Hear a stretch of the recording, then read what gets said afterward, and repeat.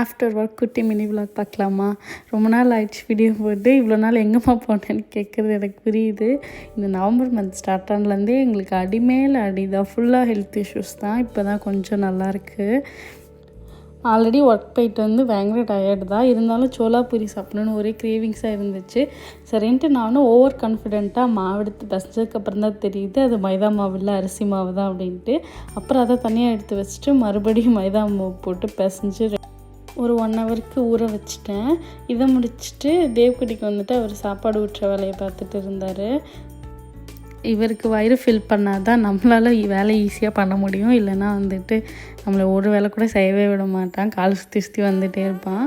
அப்புறம் அவனுக்கு சாப்பாடெலாம் ஊட்டி முடிச்சதுக்கப்புறம் பூரி தைக்க ஸ்டார்ட் பண்ணியாச்சு. இது ரொம்ப ஈஸியான ரெசிபி தான் வந்துட்டு, ஆனால் கரெக்டாக பண்ணணும். இந்த டைம் எனக்கு நல்லா சூப்பராகவே வந்துச்சு. ஃபஸ்ட் டைம் மாதிரியே தெரில, நல்லா வந்துருந்துச்சு.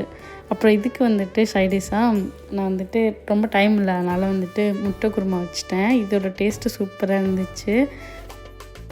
உங்களுக்கு என்னோடய வீடியோஸ் பிடிச்சிருந்துச்சுன்னா லைக் பண்ணுங்கள், நம்மளோட சேனலை சப்ஸ்கிரைப் பண்ணிக்கோங்க. வீடியோ பார்த்ததுக்கு நான்